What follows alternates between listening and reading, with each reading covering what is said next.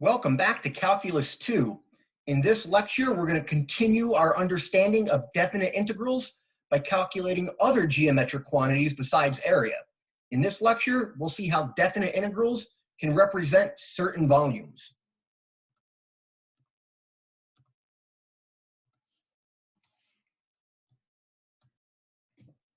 All right, so let's think back to when you first encountered definite integrals. It was probably under the interpretation of thinking of basically the area beneath the graph, and the function we'll say was simple. It stayed entirely above the x-axis. So pretty simple. You introduced the definite integral as a way to answer the question of finding area beneath the curve. Now, to get into how we're going to approach these other geometric quantities by using integrals, for instance, in this lecture, an integral to represent volume, let's go back to the conceptual foundation for how you first defined mathematically definite integrals. Now, we're not going to go through this in detail, but it's just going to lay the foundation for the main idea of integration, which we'll be stating momentarily. So when you started finding the area beneath the curve, you did so by approximating it with a finite number of rectangles. You split your interval into a partition with n rectangles or n subintervals. You calculate the width delta x, and the width delta x gets multiplied by the function value, either using left or right endpoints typically. So once you find the area of one rectangle, that is f of x times delta x, height times width, you basically then sum up or add all those rectangular areas.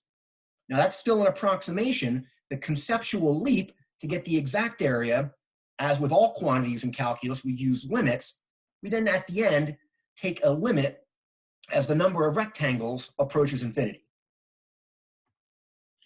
All right, now before we get to tackling the current geometric problem of finding volume, let me tell you what really is going on anytime you encounter an integration formula, typically in mathematics, especially within the sciences, physics especially, as well as engineering.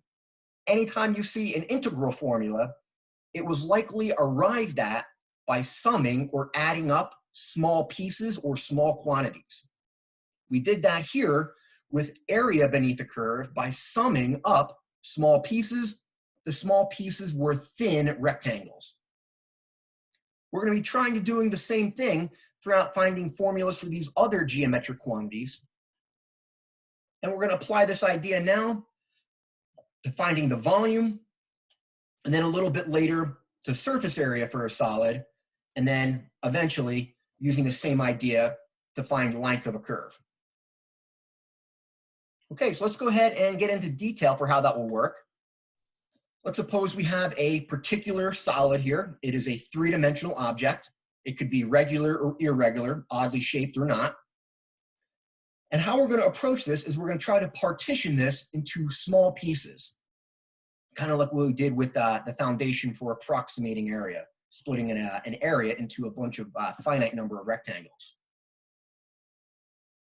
All right, and the way this will work, so that way we can get a kind of regular pattern of small quantities, is we're basically going to slice this into a bunch of thin cross sections.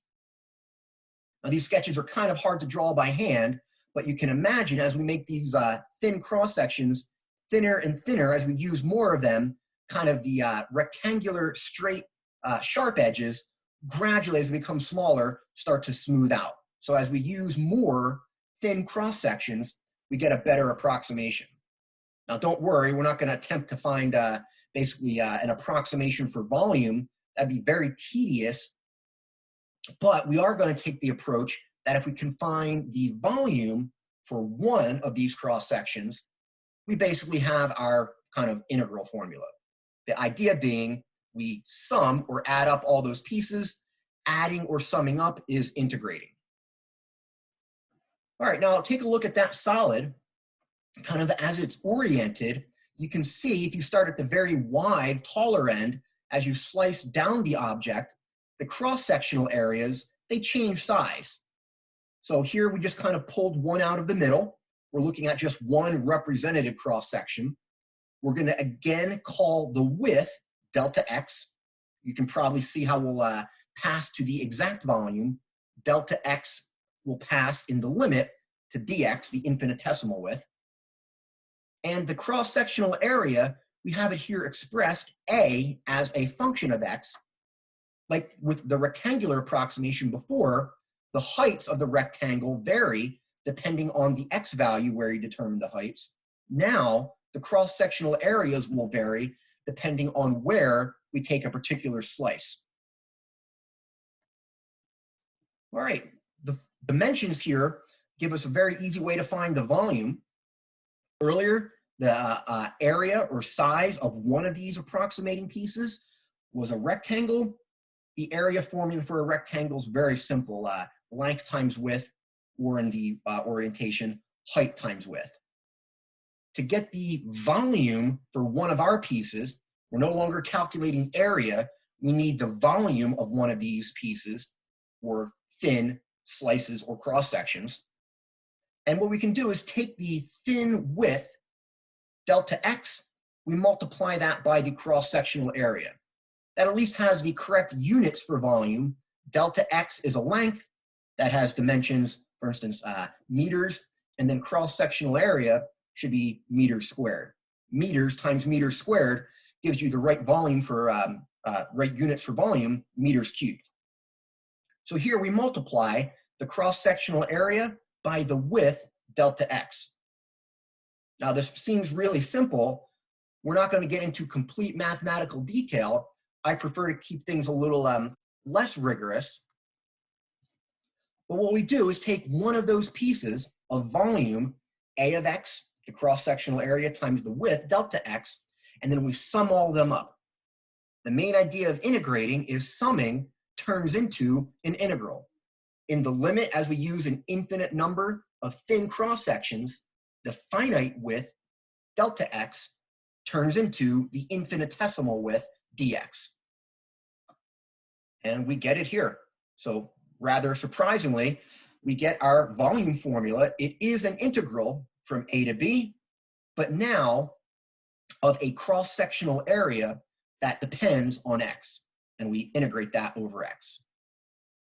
All right, so this is going to be our kind of a foundational formula for everything else that we'll be getting to related to volume within this lecture and the next one. So let's just kind of summarize that before we move on. Conceptually, we slice a solid into a bunch of thin cross-sections. And depending on where we slice, the cross-sectional area will change. We're typically going to orient the solid along the x-axis, so that way we integrate or slice along the x-axis. That's basically tip one. All right, the second tip there, kind of what makes this typically difficult for students within the calc sequence, the area formula is usually not given to you. You're given a rough idea of dimensions of an object, height, and then certain lengths. You have to construct the general cross-sectional area formula in terms of x yourself. And sometimes that can be very difficult without a kind of very accurate sketch. We'll try to take a look at all those ideas through the following examples. All right, so provided you can find a formula for the cross-sectional area, that typically will be the hard part. Once you have that, you integrate the cross-sectional area over the extent and range of x values that the object lies over from a to b. All right, let's go ahead and take a look at a kind of first example, a kind of standard and simple example. Let's find the volume for a right pyramid of height h and square base length L. All right, so let's first start with just visualizing what this solid looks like. Hopefully the sketch by hand is pretty good. So we have a standard pyramid. The base is a square of side length L, and the height from the base to the tip is h. Now in this orientation, you can kind of see that we're slicing vertically going up. And if we pull out one of those cross sections, since the base was told to us to be a square, the cross section here is also a square. All right, now what we are going to try to keep in mind is area of a square is very simple. It is the side length squared, but the side length is going to vary depending on where we slice. You can see at the base, the side length for a cross-section is very wide. As you start to slice vertically up, the side length for a cross-section gets smaller and smaller. All right, now to kind of assist in finding the kind of cross-sectional area formula in terms of x, let's kind of orient this object along the x-axis. Hopefully the sketch is enough to kind of see what's going on. We basically flip the pyramid on its side and have it extend the height along the x-axis.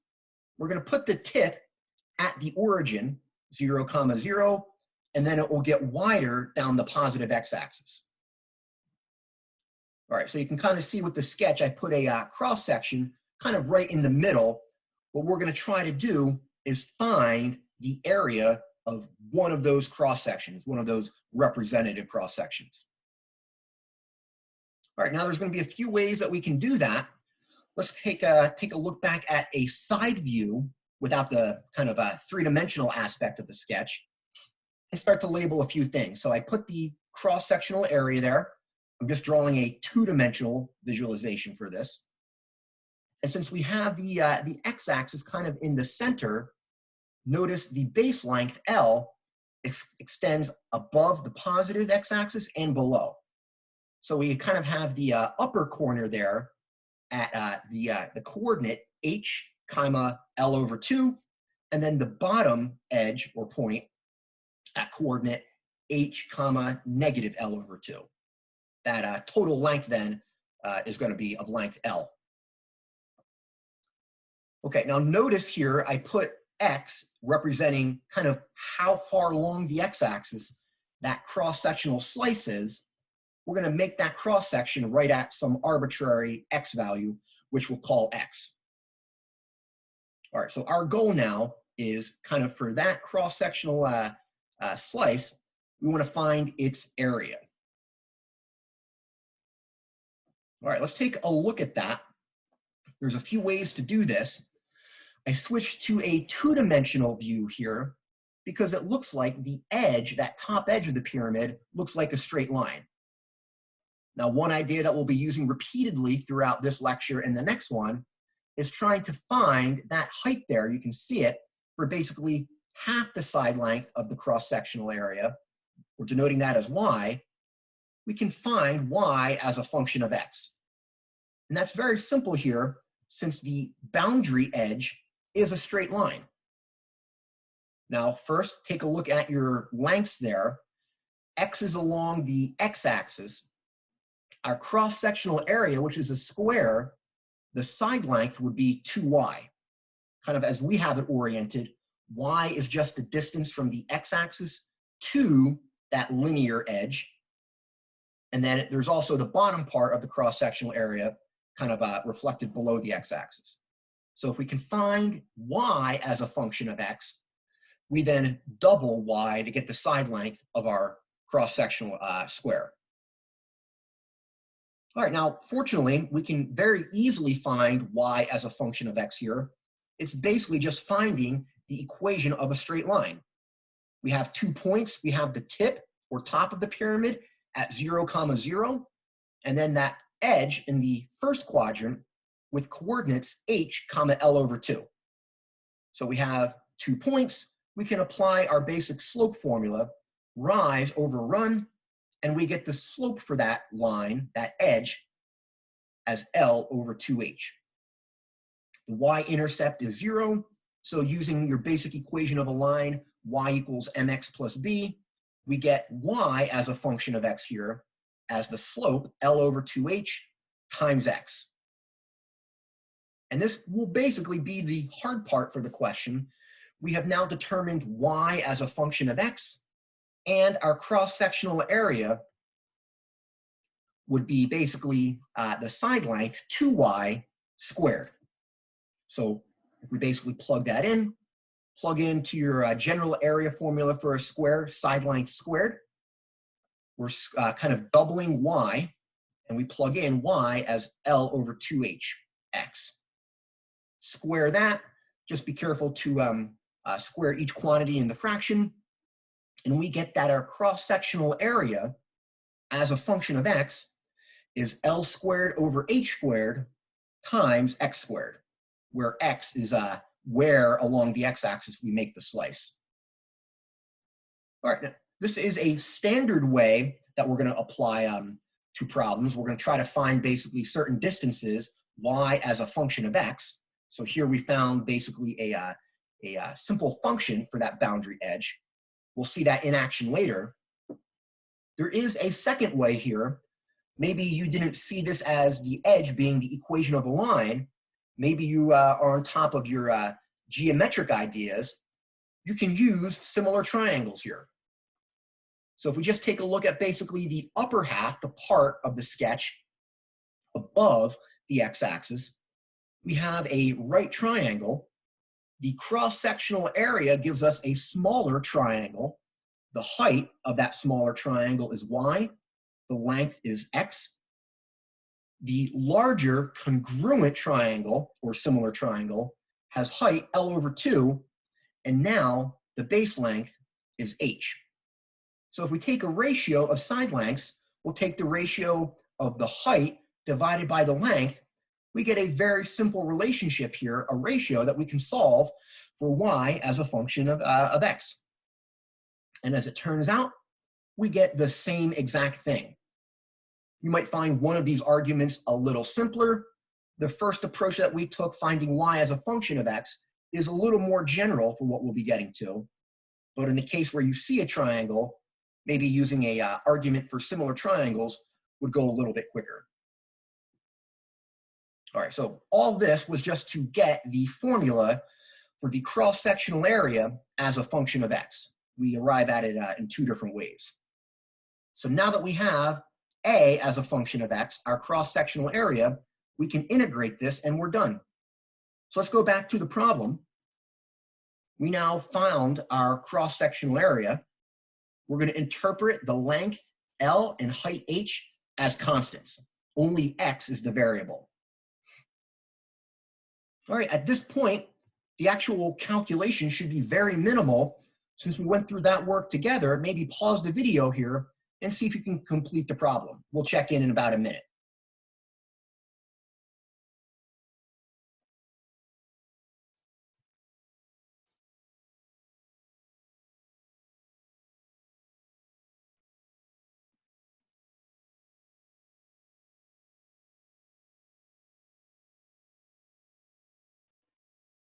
All right, welcome back. Now, if you keep in mind that L and h are both constants, you could pull L squared over h squared out in front of the integral if you want. You're then left integrating a very simple function. You're just integrating x squared with respect to x. And at that point, you just apply the basic power rule. The antiderivative would be 1/3 x cubed. Plug in the lower limit 0. That kills off that whole term. And when you plug in x as h, you get an h cubed factor, which cancels out with the h squared in the denominator. And we get here our volume as 1/3 L squared times h. L was the base length, which was square, and then the height, we had it as h. All right, most volume formulas you might encounter for regular solids, you can arrive at them and derive them kind of as we did here. Just a little bit more work, depending on how complicated the object is. You'll start to take a look at some of that through the homework questions. All right, let's take a look at a related idea. We're still going to use the foundation of trying to take a solid and slice it into thin cross sections. But now the solids are a little more obscure, I'll say. They're harder to visualize. All right, so what we'll be looking at is an object where its base will take it to be in the xy plane, and the base will kind of fit between some simple curves. Here we're going to have an object with a circular base, and then perpendicular to that, kind of extending out of the screen towards you, that would be kind of where the height of the object lies. We have a cross section that's perpendicular to the xy plane. Now, this one is kind of hard to visualize. Hopefully the sketch kind of is good enough. So let's take a look at a solid here with a circular base in the XY plane where the cross sections are squares. And you can kind of see, kind of towards that tip, towards the positive x-axis, the cross sections are very narrow. As you start to get closer to the origin, going backwards through that solid, the cross sections get bigger, so the object starts to get a little taller and wider. And the thought is, if we kind of stack all those cross sections together, that gives us an approximate volume for the solid. As we use more cross sections, we get a better approximation. Now, these are a little bit harder to visualize, so we'll take a look at kind of a different orientation here. The cross section doesn't quite look to be a square, but keep in mind, I went to grad school for math, not art. I think that looks pretty good. So you can see here, I kind of turned the XY plane on its side, and now I have the cross section extending upwards. And our thought is, we're going to stack all those cross sections perpendicular to the base, kind of as it goes along the x-axis. All right, we're going to complete this example in kind of what follows. For this question, which we'll be taking a look at as example 2, since we're told the cross sections are squares, we have a very simple starting place. Area of a square is the length squared. There'll be some problems in the homework where you're told something about the cross sections perpendicular to the XY plane being maybe triangles. And it could be any sort of geometric shape for the cross sections. Squares, rectangles, triangles, equilateral triangles are the most common cross sections that we'll have. Now, all of them come back to our basic volume formula, the volume defined as the integral from A to B of the cross-sectional area. So it's kind of the same game as before. We have to find A, the cross-sectional area, as a function of x, and then we can integrate that. Most of the work is in finding A of x. All right, now before we get to example 2, which would be that previous example, finding the volume for the solid with a circular base in the XY plane with cross-sections perpendicular to the base as squares. We need some ideas related to circles here, just to kind of help us with that, kind of giving some hints for example 2, which I'll give you an attempt at in a moment. Let's start with the equation of a circle. So basically in the middle of the page there, a standard equation that all of you should know is x squared plus y squared equals the radius squared. That's your equation for a circle centered at the origin of radius r.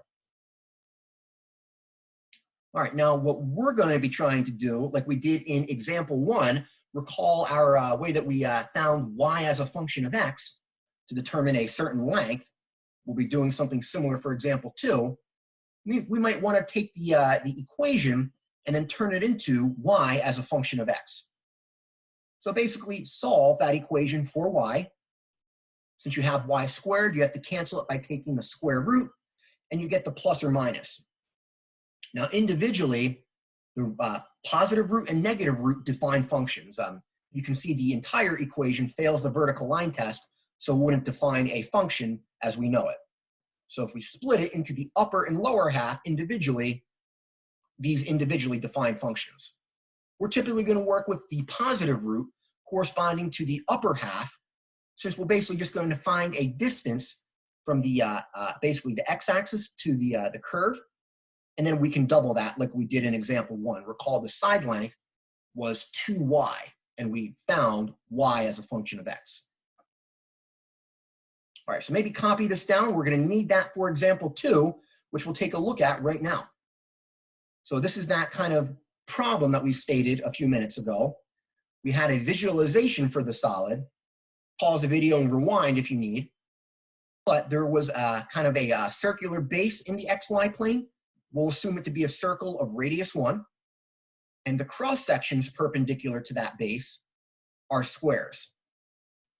Now we did kind of give a visualization for that solid. It's a little weird, but see if you can pause the video and solve for the volume. We'll check in a few minutes.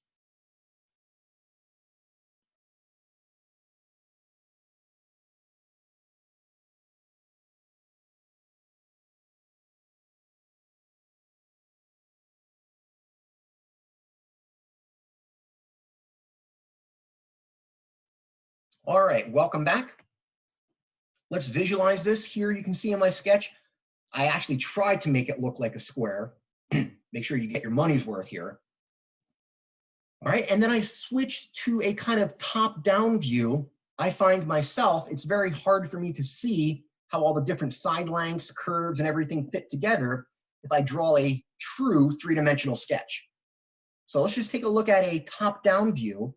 I have that red line indicating basically where the cross-section is. And you can see from the top of that upper half of the circle to the bottom, that whole length of that red line, the whole length for the side of one of our square cross-sections would be 2y. We have the top distance from x-axis to the top part of the circle as y, and there's the same portion below. So the side length of our square here, like example 1, would be 2y. And once we have that, since our cross sections are squares, we can square the side length. Now, fortunately, from the hint we gave right before we started this related to equations of circles, we have a very simple formula for the equation of the upper half of the unit circle. That curve, that distance from the x-axis to the curve, is y equals square root of 1 minus x squared. 1 is the radius, squaring it doesn't matter, so we have it square root of 1 minus x squared. And that's basically it. The tricky part was probably being comfortable going from equation of a circle to this function representation, y equals square root of 1 minus x squared. All right, so the rest of it, finding the exact formula for the cross-sectional area A as a function of x. Since we have a square cross-section, we get the area by squaring the side length. Here, the side length of our square cross-section is 2y, and we basically have y defined as that square root function. So if we take our length, 2y, square it, the square and the square root cancel. Just be careful to also square that factor of 2. So we get a very simple formula here. Shouldn't be surprising from all the concepts that we developed that this question is kind of maybe simpler than you thought to answer. So we get a of x as 4 times 1 minus x squared. All right, we basically have everything we need to set up and evaluate this volume integral. We have it as a volume from -1 to 1, and we integrate the cross-sectional area. Now we're going to exploit some of those symmetry ideas we mentioned when we talked about substitution in relationship to definite integrals for even and odd functions. Since we have an even function, 4 times 1 minus x squared, and the interval is symmetric from a negative number to the positive number, here -1 to 1, it'll make some of the work a little bit easier and less tedious if we evaluate now twice the integral from 0 to 1. You don't have to do this, but notice it's a lot easier to evaluate antiderivatives at 0 than to basically subtract and then evaluate it at -1. I myself would probably make a mistake with negative signs. Here, doing the doubling of the integral from 0 to 1 saves me probably a lot of frustration. So if we make use of that here, double the integral from 0 to 1, we have a very straightforward evaluation here. The antiderivative would be x minus 1/3 x cubed, and then plug in your limits 0 and 1. We get our volume comes out to 16/3, and then choose your favorite units for volume, cubic meters, feet cubed, whatever the appropriate dimensions are. All right, that basically does it for the first part here. We're going to take a look at kind of the rest of it, the disk and washer method for volume in part 2.